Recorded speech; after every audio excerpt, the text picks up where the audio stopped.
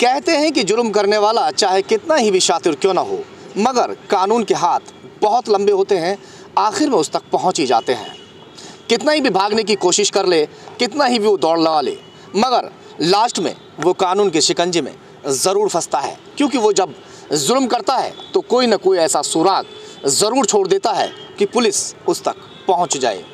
एक कत्ल हुआ और उस कत्ल को छुपाने के लिए कातिल ने पूरे भरसक प्रयास किए कि उसे आत्महत्या का रूप दे दिया जाए, मगर खुद जिसका कत्ल हुआ उसी ने एक ऐसा पुलिस को क्लू दे दिया कि पुलिस कातिल तक पहुंच गई और सभी को पुलिस ने गिरफ्तार कर जेल भेज दिया। हम बताएंगे आपको पूरा मामला अलीगढ़ से है।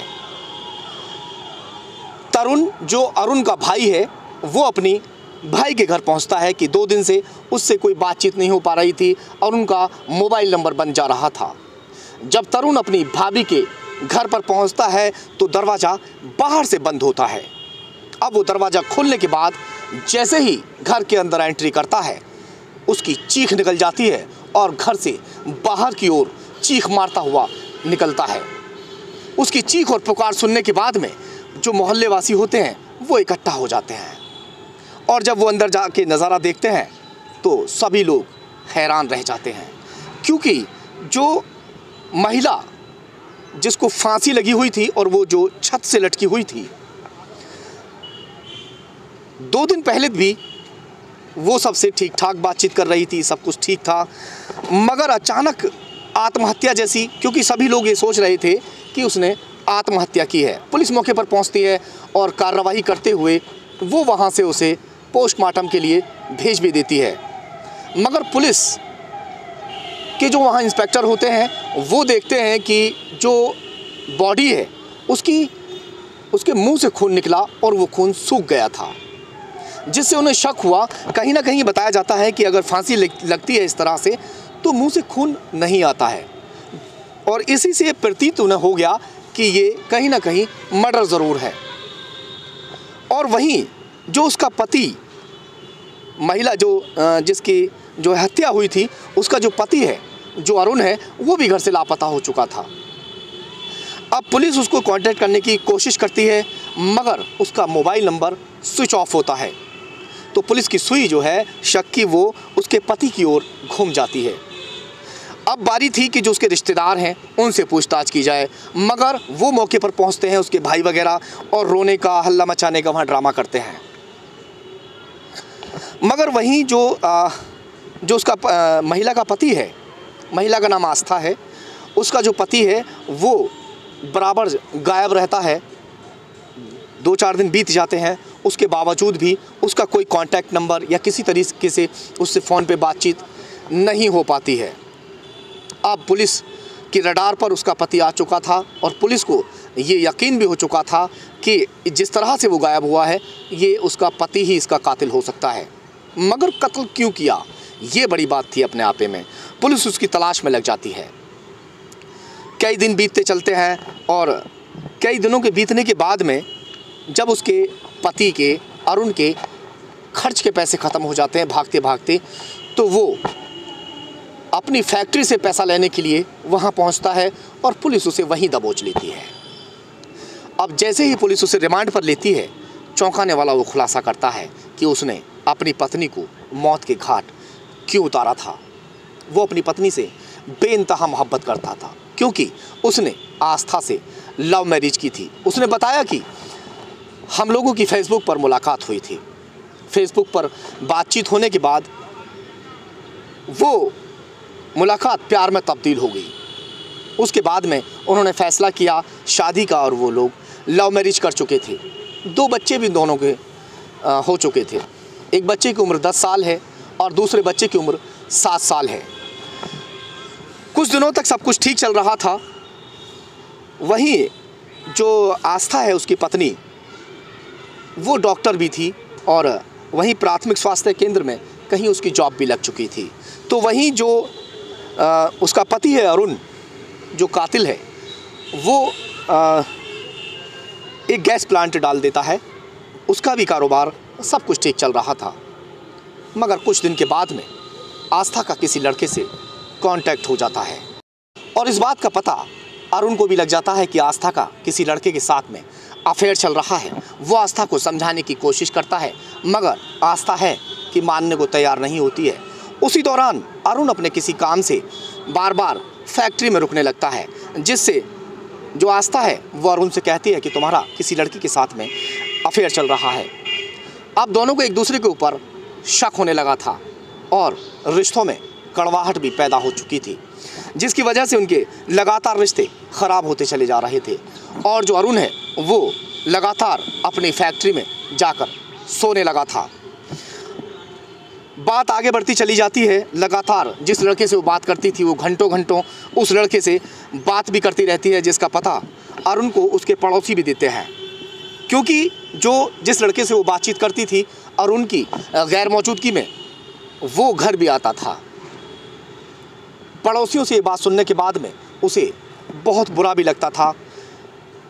अब इस जद्दोजहद में वो था कि किस तरह से इस बात को ख़त्म किया जाए, किस तरह से इसको समझाया जाए। और उन दोनों में जब वो समझाने की कोशिश कर रहा था तो झगड़ा हो जाता है उस लड़के को लेकर। सुबह के 4 बजे थे, झगड़ा हो रहा था रात में दोनों में, और आस्था उस लड़के को फ़ोन करके बुला लेती है। वो लड़का घर पहुंचता है, बच्चे भी जागे हुए थे। बच्चों के ही सामने अरुण में वो मार लगा देता है। मारपीट होती है, अरुण को पीट देता है और अरुण को घर से निकाल कर भगा भी देता है और ख़ुद घर पे रुक जाता है।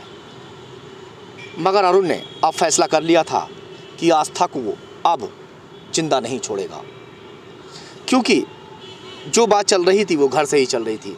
जिसके ऊपर उसने अटूट विश्वास किया था वही उसको धोखा दे रही थी। वो उसका इस तरीके से कहना था। अब वो फैक्ट्री पहुंचता है और अपने नौकर से कहता है कि पूरी दास्तान उसको बताता है कि मेरी आज बहुत बेइज्जती हुई और मैं उसे अब ज़िंदा नहीं छोड़ूंगा, किस तरह से उसको जो है मारा जाए। वो साजिश रचनी शुरू करता है। तो उसका नौकर बताता है कि मेरे कांटेक्ट में 2 सुपारी किलर हैं जो पैसा लेकर कत्ल करते हैं। मैं आपकी मुलाकात उनसे करा दूंगा और वो उसका मर्डर कर देंगे। मुलाकात होती है, 2 लाख रुपए की डिमांड होती है कि हम 2 लाख रुपए में उसको मार देंगे, मगर 1 लाख रुपए में तय हो जाता है उसका मर्डर करना। आस्था को किसी बात का मालूम नहीं था कि उसके ख़िलाफ़ उसको जान से मारने की साजिश रची जा रही है, मगर फिर भी कहीं ना कहीं उसके बिहेवियर से आस्था को इस बात का शक था कि वो कभी भी उसको मार भी सकता है। अब जो सुपारी किलर थे वो उनको 60,000 रुपये साइबाना के तौर पे दे देता है। एडवांस वो लेने के बाद में दिन मुकर्रर किया जाता है 12 अक्टूबर 2021। शाम को वो लोग रात को करीब 10 बजे घर पहुंचते हैं, मगर उस वक्त ट्यूशन टीचर बच्चों को ट्यूशन पढ़ा रहा था, जिसकी वजह से वो लोग घर के बाहर ही रुक जाते हैं। एक गाड़ी में अपनी में बैठे हुए थे। वहीं वो जो अरुण है उन जो कातिल हैं उन्हें शराब पिलाता है और ख़ुद भी शराब पीता है। जब वो वहाँ से जो ट्यूशन टीचर है निकल जाता है, उसके बाद में अरुण घर के अंदर एंट्री करता है, सारा माजरा देखता है और बच्चों को जो टीवी वाला रूम होता है वहाँ पहुंचकर टीवी खोल देता है तेज़ साउंड में और बच्चों को वहाँ बिठा देता है और कातिलों को घर के अंदर ले लेता है। कातिल घर के अंदर एंट्री करते हैं और उसके बाद आस्था को गला दबाकर मार डालते हैं। तीनों ने मिलकर उसको मौत के घाट उतार दिया।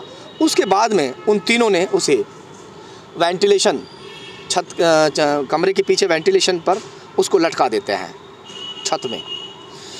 उसके बाद वहाँ से सभी लोग फरार हो जाते हैं, मगर जाने से पहले जो अरुण है अपने भाई तरुण के यहाँ पर दोनों बच्चों को छोड़ देता है और तरुण को ये बात बता भी देता है कि वो उसकी भाभी को मार चुका है। ये बात तरुण जानता था, मगर 2 दिन बाद वहाँ पहुँचकर या अगले दिन वहाँ पहुँचकर ड्रामा करने की बात कहता है कि तू वहाँ जाके ड्रामा इस तरीके से करना, और वो इसी तरीके से वहाँ पहुँचता है और वहाँ ड्रामा करता है। फ़िलहाल पुलिस ने सभी आरोपियों को गिरफ्तार कर लिया है और जो अरुण का भाई तरुण है, क्योंकि उसे भी इस हत्या के बारे में मालूम था, उसे भी गिरफ्तार कर लिया है और सभी आरोपियों को जेल भेज दिया है। कहीं ना कहीं ये जो घटना जिस तरह की हुई है, एक दूसरे पर शायद शक करने की वजह से हुई है। अगर एक दूसरे पर शक करके ज़िंदगी आगे बढ़ाई जाए तो शायद वो ज़िंदगी आगे नहीं बढ़ पाएगी, क्योंकि यकीन पर दुनिया कायम है और अपने साथी पर यकीन भी करना चाहिए। जब तक अपनी आँखों से कुछ देख ना ले उस बात पर यकीन नहीं करना चाहिए। आस्था को शायद अपने पति पर शक था, क्योंकि वो बाहर रुकने लगा था, जिसकी वजह से उसने सबक सिखाने के लिए किसी लड़के से दोस्ती की होगी और सारा मामला इस तरीके से घटित हो गया। चलिए, फ़िलहाल तो सभी आरोपियों को जेल भेज दिया गया है। आप अपना ख्याल रखें, अपने परिवार का ख्याल रखें। मिलते हैं जल्दी किसी ऐसी सच्ची कहानी के साथ। तब तक के लिए जय हिंद।